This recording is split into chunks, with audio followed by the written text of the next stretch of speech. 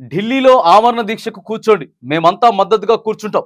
CM Revanth ను సవాల్ చేసిన కేటీఆర్, బీఆర్ఎస్ లేకపోవడం వల్లే లోక్సభలో తెలంగాణ పదం నిషేధం. 8+8 అంటే గుండు సున్నా. కేంద్రం సహకరించకపోయినా చాలా సాధించాం. కేంద్ర చట్టాలను వ్యతిరేకించాం. నాది మేనేజ్మెంట్ కోట అయితే రేవంత్ రెడ్డిది పేమెంట్ కోట. ప్రతిపక్షంలో ఉన్న మేము ప్రజల పక్షమే. అసెంబ్లీలో ప్రభుత్వాన్ని ఏకిపారేసిన కేటీఆర్, అన్ని మేమే చేస్తే నువ్వేం చేస్తావంటూ రేవంత్ కు హరీష్ కౌంటర్. చూడండి ఇక ఎట్లున్నాయో.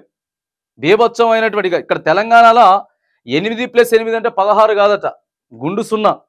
ఖచ్చితంగా గుండు సున్నానే కనబడతా ఉన్నది. మరి నాది మేనేజ్మెంట్ కోట అయితే నీది పేమెంట్ కోట అని చెప్పి రేవంత్ రెడ్డి, కేటీఆర్ ఓ పక్కనేమో మరిగా అన్ని మేమే చేస్తే నువ్వేం చేస్తావయ్యా బాబు అని చెప్పి హరీష్ రావు మాట్లాడుతూ ఉన్నాడు. మరి అందరం పోదాం పాండి, ఢిల్లీలో కూర్చుందాం, తీర్మానం చేద్దాం, మేము వస్తాం, తీర్మానం చేద్దాం అని చెప్పేసి నిన్న కేటీఆర్ మాట్లాడుతూ ఉంటే రైట్ పోదాం పాండిగా అని చెప్పి తీర్మానం చేశారు. అసెంబ్లీలో తీర్మానం చేసిర్రు. ఇంకా కూడా మాట్లాడుతూ ఉన్నారు. ప్రతిపక్షంలో మనం కూడా చూసినాం చాలాసార్లు. ముఖ్యమంత్రి రేవంత్ రెడ్డి గారు మాట్లాడేటోడు, మీరు కేంద్రంతో సఖ్యతగా లేరు, మీకు మోదీతోటి ఎక్కువగా సత్సంబంధాలు లేవు అని చెప్పి మమ్మల్ని 10 ఏళ్ళు విమర్శించారు కదా.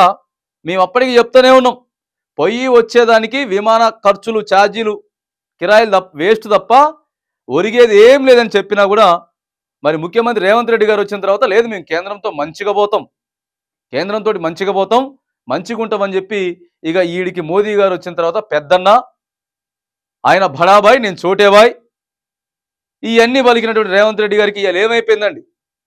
ఇవాళ ఏం జరిగింది? అదే కదా జరిగేది. తెలంగాణ మీద కేంద్రం కక్ష చూపిస్తా ఉన్నది. ఇక మీరు ఇక్కడ మాట్లాడుకునేటటువంటి వ్యక్తిగత విమర్శలు, ప్రతి విమర్శలు ఇవన్నీ పక్కగా పెడితే మాత్రానికి మంచిగానే తీర్మానం చేశారు. బీజేపీ పార్టీ వాళ్ళంతా కూడా వాకౌట్ చేసి బయటికి వెళ్ళిపోయారు. ఏం కాదు, వాళ్ళ వల్ల ఒరిగేది ఏం లేదు. కానీ మీరంతా కూడా ఏకపక్షంగా నిన్న అసెంబ్లీకి ఆమోదం తెలిపారు.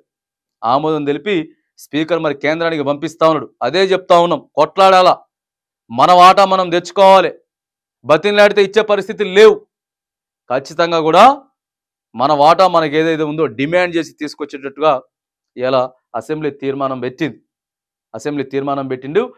ఇదే మరి తెలంగాణ ప్రాంతం కోసం, తెలంగాణ గడ్డ కోసం ఏకమై మీరు పోరాడాల్సినటువంటి సమయం కూడా ఇక్కడ కనపడతా ఉన్నది.